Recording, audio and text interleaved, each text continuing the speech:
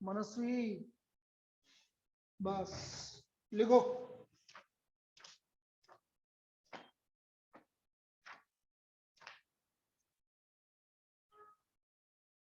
Height and distance के 2 questions करवाऊंगा, फिर आगे चालू करेंगे अपन।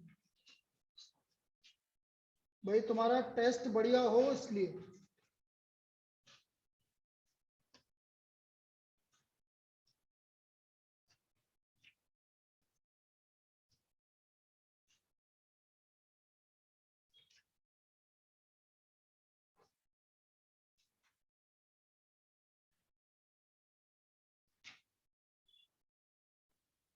A tree is broken by the wind. Write down.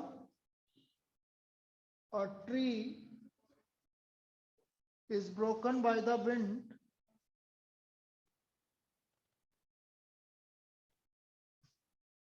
A tree is broken by the wind. बेटा Partha,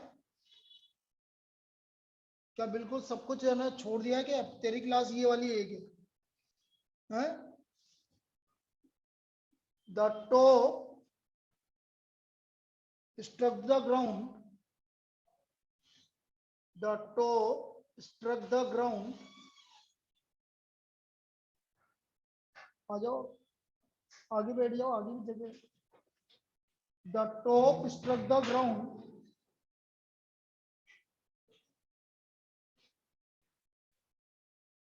at an angle of 30 degree.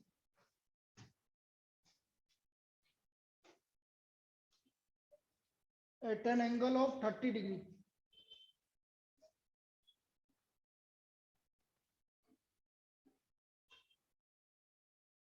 And at a distance of 30 meter from the root. And at a distance of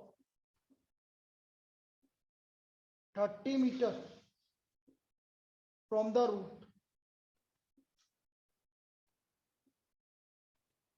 Find the whole length of the tree, या whole height of the tree. Find the whole height of the tree. एक इस तरह की problem पूछी जाएगी भाई। Find the whole height of the tree.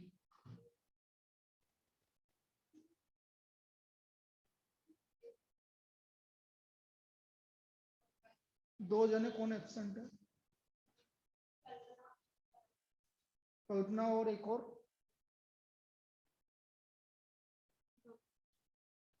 बब। तो a tree is broken by the wind. भाई अब देखो इसको समझना, एक ट्री है, ये ट्री है, ये ग्राउंड है, ट्री यहां से टूट जाता है, इतना पार्ट टूट के ये पार्ट यहां पर इस तरह से ग्राउंड पे ऐसा है, ठीक है। तो अब क्या बोला, कितना एंगल बना रहा है भाई, और ये रूट है, तो इससे कितने डिस्टेंस पर है, 30 मीटर। ये मैंने क्या मान लिया, x, और ये कितना मान लिया, y। तो ये y है तो ये भी क्या होगा, y होगा। A B C D, क्योंकि ये A B Y है तो ये भी क्या होगा, y होगा, क्योंकि वही तो लेंथ इधर जाके गिरी। यहां तक इस फिगर में कोई दिक्कत है किसी को? अब बड़ा इजी सा कंसेप्ट है, एक तो मुझे x निकालना और एक x निकालने के लिए मुझे tan थीटा की जरूरत है बस, क्योंकि 30 डिग्री के सामने परपेंडिकुलर, और ये क्या हो गया बेटा, बेस, परपेंडिकुलर अपॉन, तो in triangle BCD tan 30 degree BC upon CD, tan 30 की वैल्यू 1/√3, BC की वैल्यू x और CD की वैल्यू, तो x का वैल्यू कितना आ गया भाई, 30/√3। लिखो यहां तक x इक्वल टू 30/√3। रेशनलाइज कर दो, इतना तो लिखो, रेशनलाइज करेंगे अभी।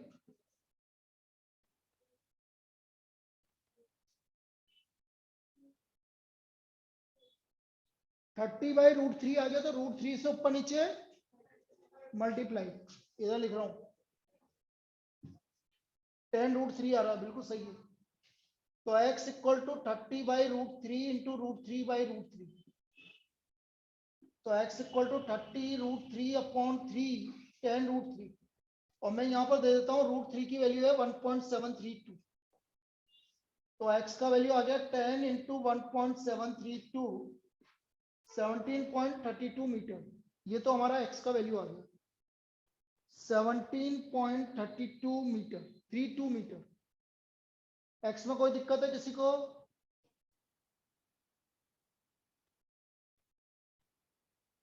तो काला कैसे होता जा रहा दिन में? ऐसा लग रहा है मुझे, कितना गोरा था और अब ऐसा हो गया। घर वाले क्या करते, पीटते पीटते हैं क्या?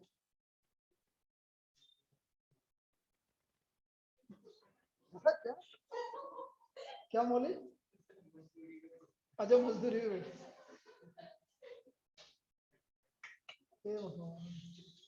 इन ट्राइंगल बीसीडी आइए ना, मैं लेना हूँ क्या?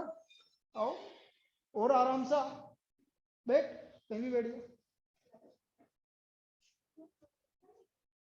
इन ट्राइंगल बीसीडी। अब बेटा मुझे वाई निकालना है। वाई क्या है? पाइथागोरस से क्यों निकाल रहे हो? डायरेक्टली निकालो ना, हाइपोटेनियस। साइन थीटा लगा लो, क्योंकि हाइपोटेनियस निकालना है तो साइन या कोस। तो साइन लगा लो। साइन क्यों लगा लो? देखो ये क्या है? परपेंडिकुलर। और ये क्या है? और ये क्या है? अब यदि आपको इसको यूज करना है, इसको और इसको, तो कोस थीटा लगाओ। किसको लगाना यूज करना चाहते हो आप? तो ये बताइए। साइन। तो साइन थीटा, फिर एक्स की वैल्यू आपको यूज करनी पड़ेगी यहां से। कर लेंगे? चलो कर लो। In triangle BCD sine 30 equal to x upon y. Sine 30 की वैल्यू, एक्स की वैल्यू 10√3 अपॉन वाई। तो वाई आ गया आपका 30 मीटर। कितना आ गया वाई?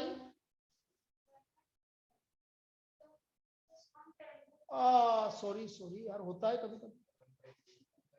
1/2। तो वाई की वैल्यू कितना आ गया? 20√3।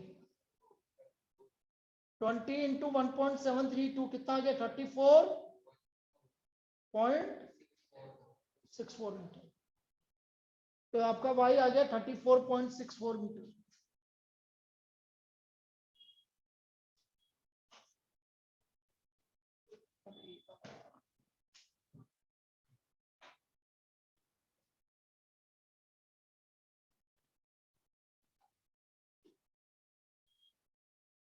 So total height of the tree लिखो x plus y।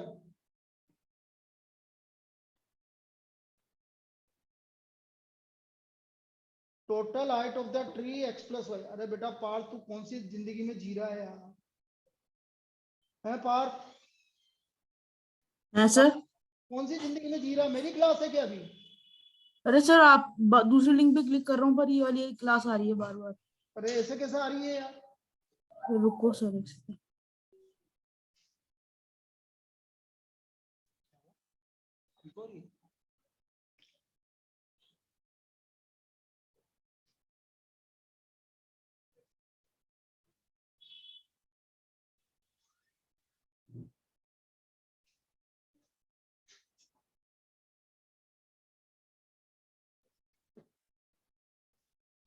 देखो भाई, total height of the tree x plus y. Total height of the tree x plus y. कोई दिक्कत है इसमें? Equal to x plus y. X की value 17.32 plus 34 point कितना आया? 51.96 मीटर। तो एक प्रॉब्लम इस तरह की पूछी जाएगी, कर लेंगे? चलो लिख लीजिए इसको।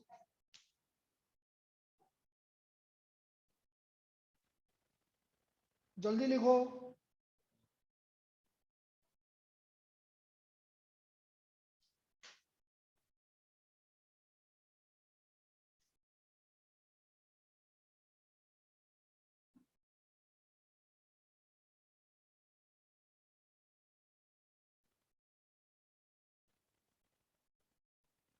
और कोई सैंपल पेपर में क्वेश्चन बाकी?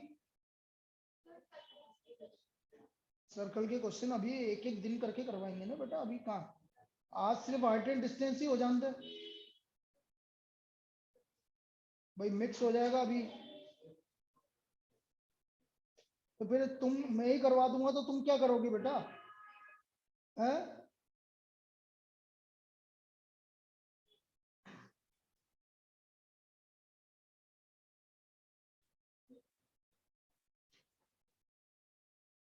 चलो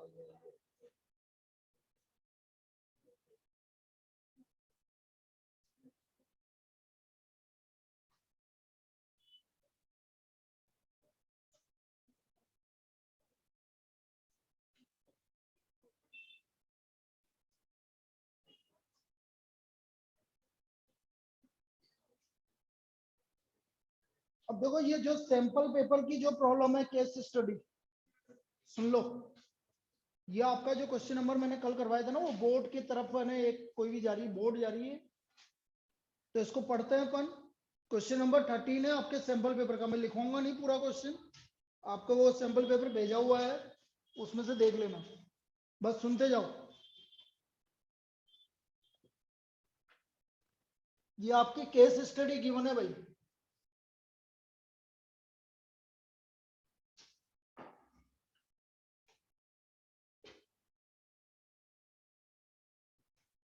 ट्रिग्नोमेट्री क्या बोल रहा है ये समझना। Question number 13 sample paper, case study.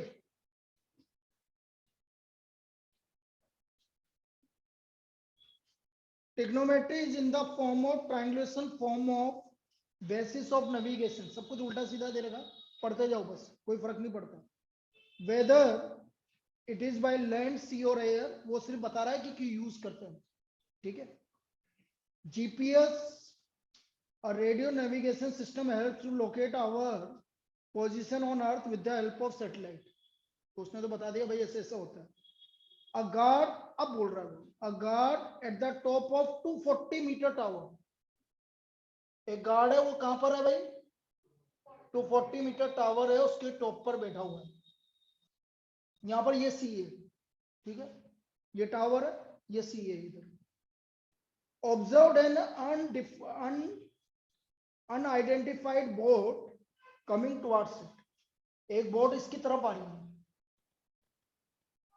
एक बोट इसकी तरफ आ रही है, यहां पर है सपोज बोट, ठीक है। क्लिनोमीटर और इंक्लिनोमीटर इज एन इंस्ट्रूमेंट। अब वो इंस्ट्रूमेंट के बारे में बता रहा है जो एंगल ऑफ डिप्रेशन और एंगल ऑफ एलिवेशन को मेजर करता है, उसका नाम है इसने इंक्लिनोमीटर, तो उससे अपन को कोई मतलब नहीं। Major instrument use for measuring angle of slopes, जितना भी एंगल है उसको मेजर करने के काम में आ रहा है। द गार्ड ने यूज किया उसको मेजर करने के लिए। The angle of depression of the boats, अब वो बता रहा कि एंगल ऑफ डिप्रेशन कितना बन रहा है, 30 डिग्री का। इस बोर्ड का एंगल ऑफ डिप्रेशन कितने का बन रहा है, 30 डिग्री। तो एंगल ऑफ डिप्रेशन के लिए मैंने क्या बोला था, यहाँ पर क्या माननी पड़ेगी, हॉरिजॉन्टल लाइन। और ये एंगल बन रहा है इस बोर्ड का, कितना एंगल, 30 डिग्री। कोई दिक्कत, यहां तक कोई दिक्कत? लाइट हाउस वो मुंबई हार्बर और कुछ दे रखा है। Make a level drive figure, level figure बना ही रहे अपन। On the basis of given information and calculate the distance of boat from the foot of the observation of tower. मुझे ये डिस्टेंस निकालनी, ए बी। कौन सी डिस्टेंस निकालनी, पहला इसको मैं x मान लेता हूं, इसको c बोल देता हूं। तो बेटा ये 30 है, तो ये भी क्या होगा, तो पहले केस में मुझे ये डिस्टेंस निकालनी है, निकाल लेंगे। चलो लिखो, यहां तक बनाओ इसको, ये फिगर बनाना।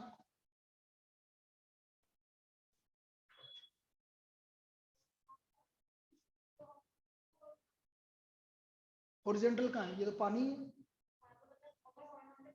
कहां से देख रहा, कौन देख रहा, कौन देख रहा है, वो एक आदमी वहां 240 मीटर की हाइट पर बैठ रहा है, वो देख रहा है बोर्ड को। तो वहां से एंगल तो एलिवेशन वहां से, डिप्रेशन वहां से बनेगा, यहां से थोड़ी बनेगा। ये है आपका टावर, ये है आपका बोट,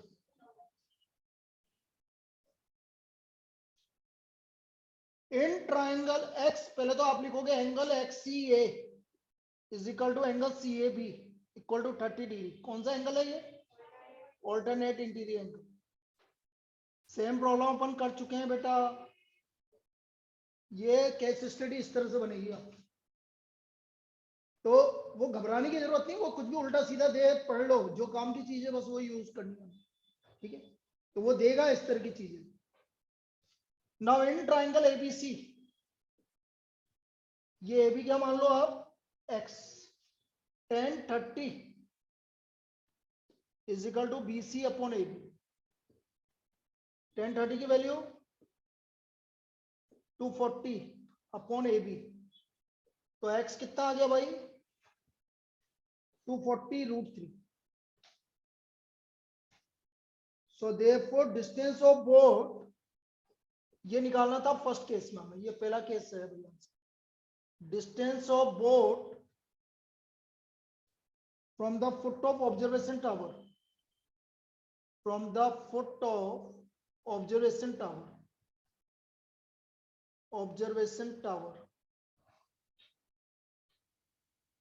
equal to 240√3 मीटर। ये तो पहला केस हो गया, इसमें कोई डाउट? 240√3 मीटर।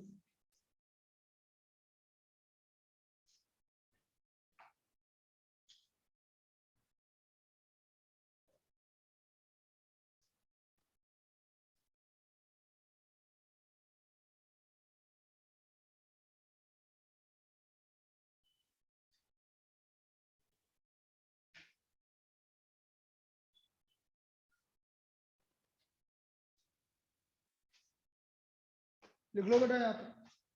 अब सेकंड केस में क्या बोलता हुआ अभी समझते हैं। तो इजी था ये तो, ठीक है।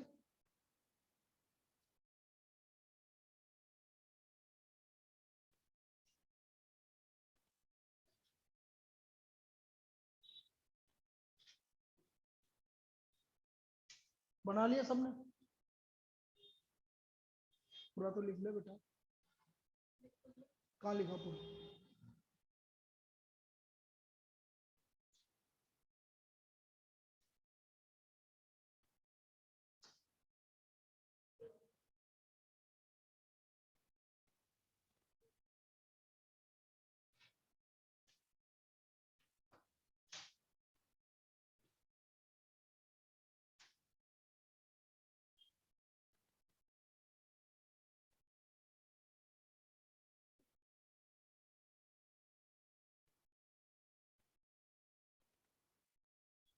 चलिए, आफ्टर 10 मिनट्स, अब सेकंड वाले केस में क्या बोल रहा है? 10 मिनट के बाद गार्ड ने ये ऑब्जर्व किया कि वो उसके पास आ रही है। तो 10 मिनट के बाद मैं मान लेता हूं कि यहां पर आ गई, उसकी तरफ आ रही है, मतलब इधर आ रही है। ये आपका एक्स आई चुका था, मैं मान लेता हूं कि इस पॉइंट पर आ गई, डी पॉइंट पर। 10 मिनट के बाद, कितने मिनट के बाद? 10 मिनट के बाद ये पॉइंट डी पे आ गई boat. The guard observe the boat was approaching the tower and the distance from the tower is reduced by, और डिस्टेंस जो है वो कितनी रिड्यूस हो गई? ये तो कितनी आ रही थी? 240√3। अब डिस्टेंस रह गई आपकी 240√3 माइनस 1। ये बोल रहा है इतना डिस्टेंस रह गया। कितना डिस्टेंस रह गया? 240√3 माइनस 1। उसने बोला ऐसे। He immediately raised the alarm. What is the new angle of depression? अब मुझे ये नया एंगल ऑफ डिप्रेशन निकालना है, ये वाला एंगल ऑफ डिप्रेशन निकालना। सपोज ये थीटा है तो ये भी कितना होगा बेटा? तो ये मुझे ये थीटा निकालना है। कोई दिक्कत? चलिए लिखो, यहां तक बनाओ उसको।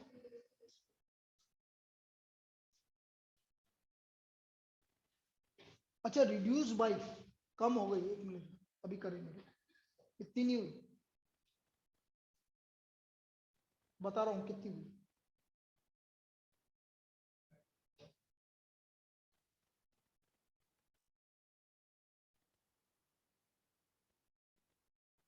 और आगे क्या निकालना है? What is the new angle of depression. तो फिर उसने टाइम क्यों दिया? टाइम की तो जरूरत ही नहीं पड़ी अपन को, उसने तो सीधा सीधा टाइम की तो जरूरत ही नहीं पड़ी अपन को, ठीक है। Angle of depression, let new angle of depression be theta. यहां लिख रहा हूं भाई, let new angle of depression be theta.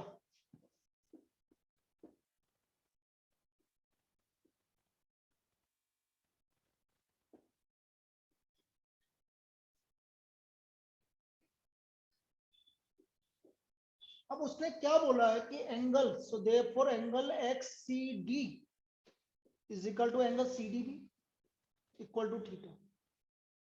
अब उसने बोला जो डिस्टेंस है वो कितने से रिड्यूस हो गई, 240√3 - 1 से, मतलब कम हो गई। तो जो आपकी बीडी डिस्टेंस है वो कितने से कम हो गई भाई, 240 थी पहले, अब कितनी कम हो गई,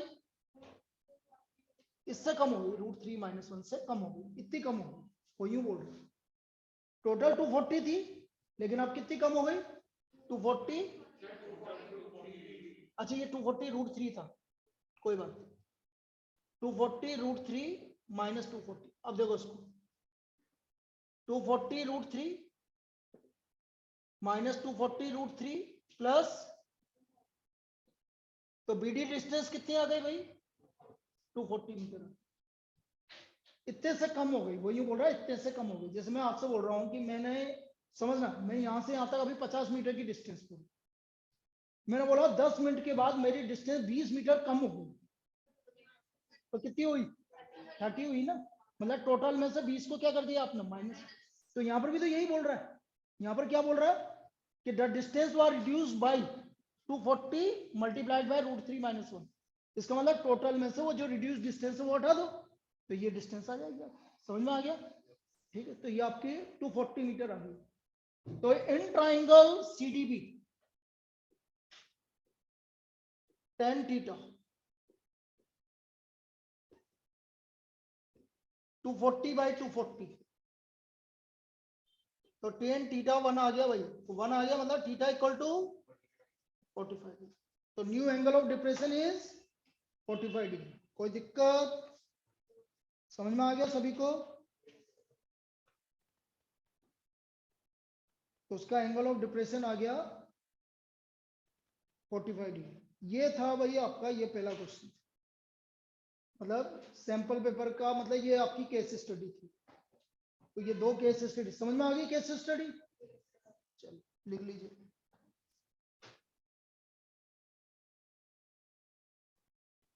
चलिए अब हमारा टॉपिक चालू कर रहे हैं आज का। अब जैसे ही अभी आज करा ना 20-25 मिनट, कल भी ऐसे ही आपके, तुम बोल रहे हो सर्कल करवाना, तो सर्कल भी रिवाइज करवा देंगे इस तरह से, ताकि हमारा दूसरा टॉपिक भी चलता रहे।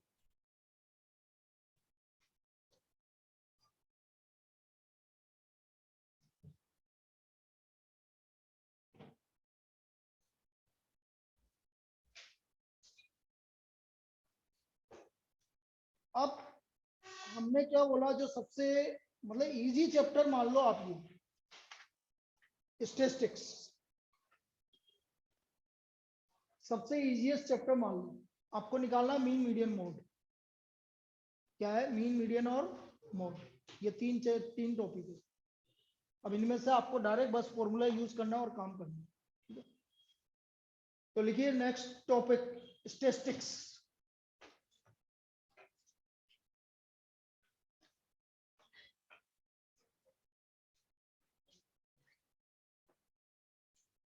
बेटा संडे को 2 घंटे की क्लास लगाएंगे फिजिक्स की, पहले बता रहा हूं मैं, रिवीजन की।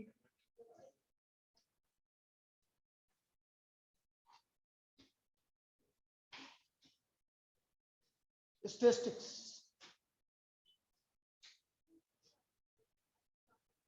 Measure of central tendency.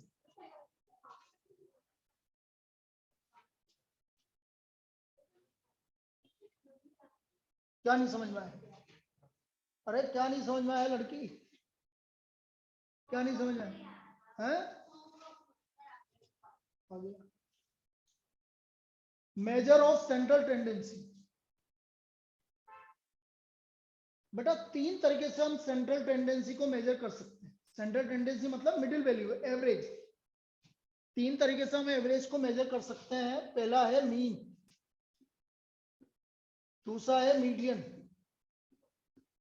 और तीसरा है मोड। तीनों से एवरेज निकलता है। क्या निकलता है, एवरेज। आपको बोलेगा कि भाई एवरेज, मैंने तुमसे पूछा एवरेज क्या होता है, कि सबको ऐड करके डिवाइड कर दो, तो वो एवरेज नहीं, वो अर्थमेटिक मीन होता है। क्या होता है वो? तो मीन भी एवरेज है, मीडियन भी एवरेज है, मोड भी एवरेज है। तो फिर आप बोलो सर 3 की क्या जरूरत है? बेटा बंद कर देना, बंद कर दो इसको, बुक को बंद कर दो। फिर हमें जरूरत क्या हुई तीनों की यूज करने की? अलग अलग कंडीशन में अलग अलग यूज होते हैं। कहीं पर मीन सही बैठता है, कहीं पे मीडियन सही बैठता है, कहीं पे मोड सही बैठता है। एक एग्जांपल देके समझाता हूँ।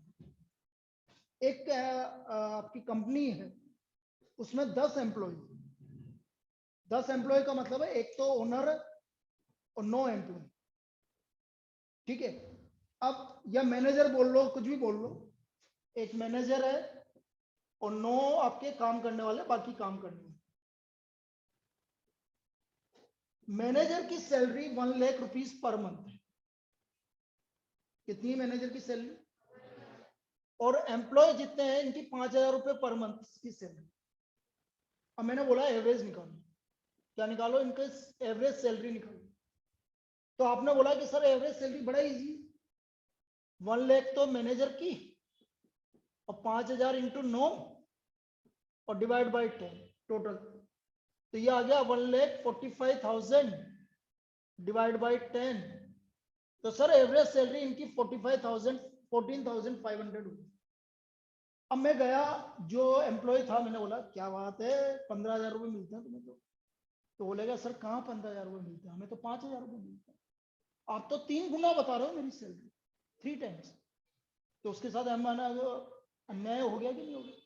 तो बेटा यहाँ पर ये यूज नहीं होगा एवरेज में।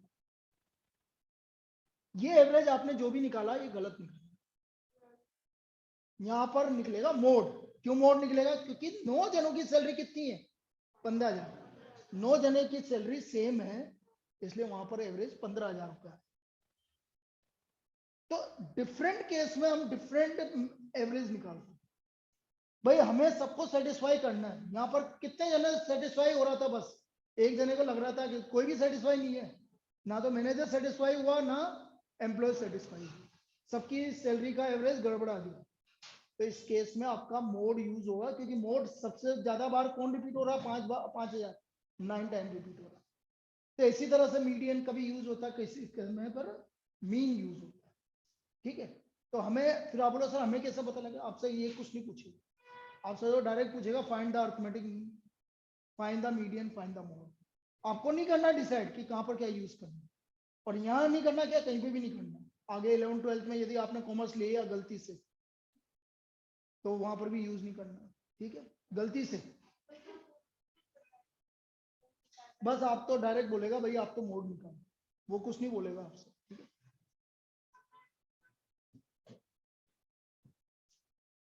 बस लेकिन रीजन ये होता है। चलिए भाई आप लिखो सबसे पहले arithmetic mean. Arithmetic mean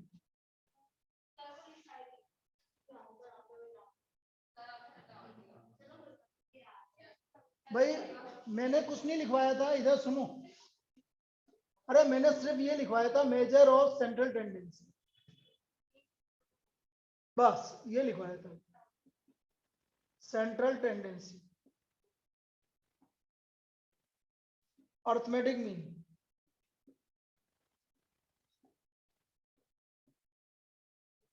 median और mode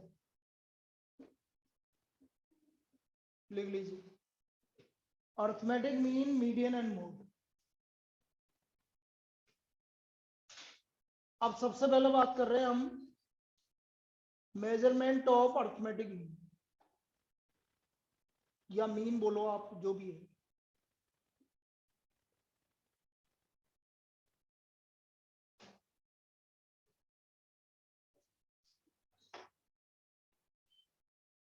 measurement for the individual data.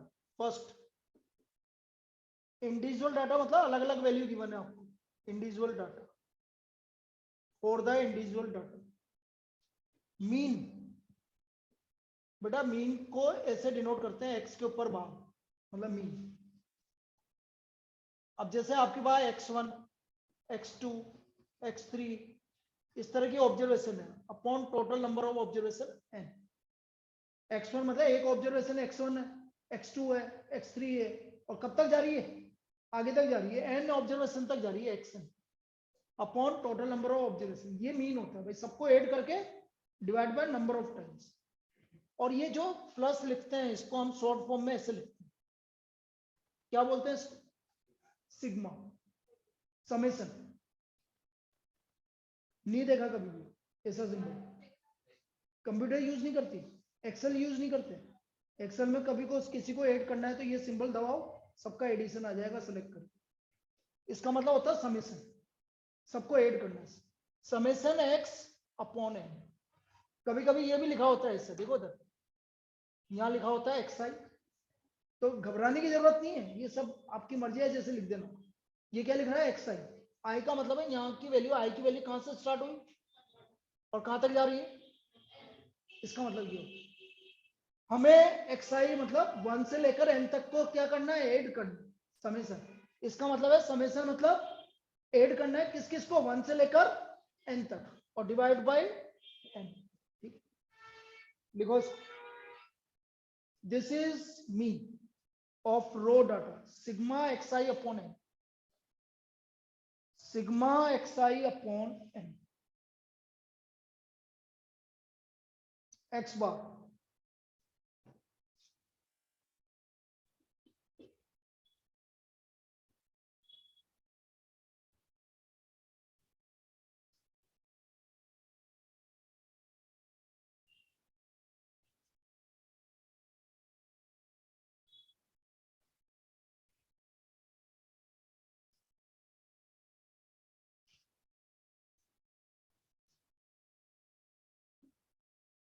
Find the mean of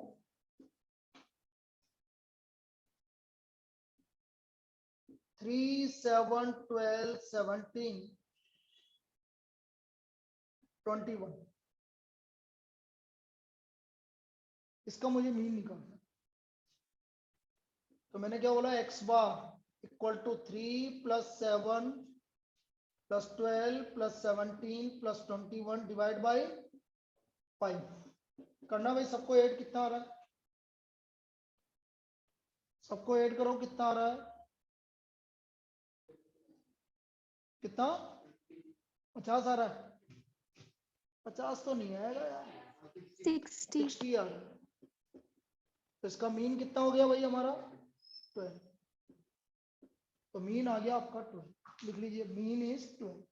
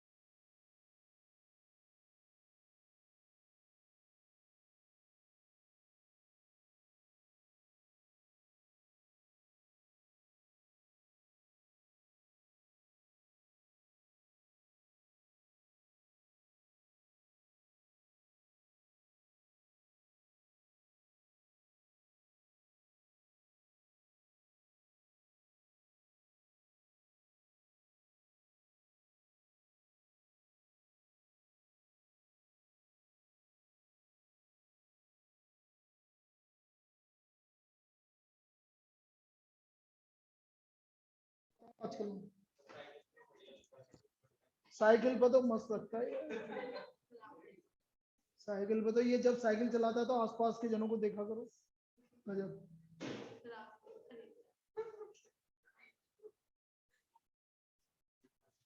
अरे आवाज आ रही है तुम्हें अभी? अरे यार वो हाँ सर आ रही है। आ रही है ना, ठीक है। चलिए अब देखो यहाँ पर ये तो हो गया मीन। अब पहले चीज, अब देखो यहाँ पर sum of first n natural numbers लिखो पहले। Sum of first n natural numbers.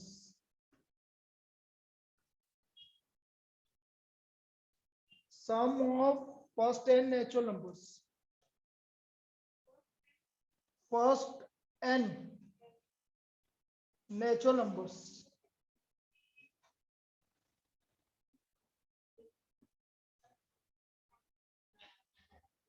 मतलब 1 + 2 + 3 up to n।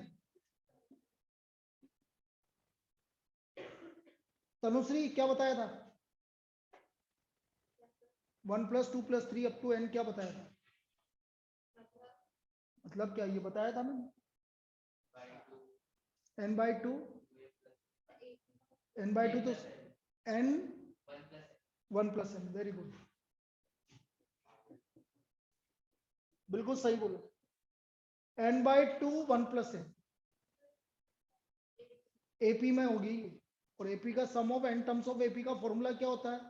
n/2 first term plus last term. तो फर्स्ट टर्म कितनी है? 1।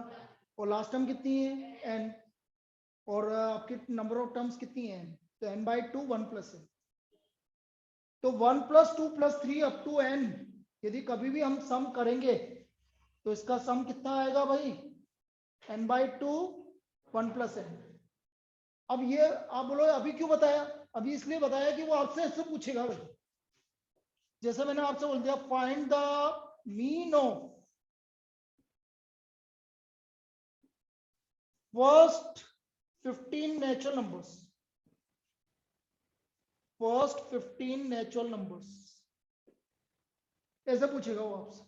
Find the mean of first 15 natural number. तो इसका मतलब फर्स्ट 15 नेचुरल नंबर का सम मीन का मतलब ये है 1 + 2 + 3 अप टू 15। और कितनी ऑब्जर्वेशन है? 50। अब इसका सम करने नहीं बैठना, इससे लगा निकाल लो। कितना आएगा भाई बोलो? 15/2 1 + 15 से 15 क्या हो गया? 16/2 8। So what is the mean? 8। ऐसे निकलेगा। आ गया समझ में? चलिए लिख लीजिए इसको। So mean of first 15 natural number is, बोलो क्यों? रीजन बोलना। हाँ तो 5 मिनट पहले चल जाना। उनसे बोल देना कि हमें थोड़ा सा करना लेट हो गई, उसमें क्या। इंदिरा भैया